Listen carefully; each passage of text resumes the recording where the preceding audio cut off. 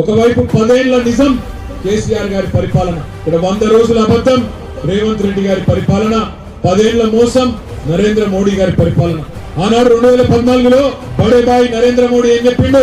15 లక్షలు ఇస్తా, అందరి ఖాతాలల్లో నల్లధనం తెస్తా, సంవత్సరానికి 2 కోట్ల ఉద్యోగాలు ఇస్తా, 10 ఏళ్లలో 20 కోట్ల ఉద్యోగాలు ఇస్తా, ప్రతి ఒక్కరికి ఇల్లు కట్టిస్తా, ప్రతి ఇంట్లో నల్ల పెడతా, రైతుల ఆదాయం డబల్ చేస్తా, బుల్లెట్ రైళ్లు తెస్తా, భారతదేశాన్ని ఎదిగిన దేశాల్లో కూర్చోబెడతా, అమెరికా వాడు వచ్చి మన దగ్గరనే వీసా కోసం లైన్ కట్టేటట్టు చేస్తా అని ఆనాడు మోసగాడు నరేంద్ర మోడీ 2014లో నమ్మబలికి బడే బాయ్ బడా మోసం చేసిండు, గద్దెనెక్కిండు.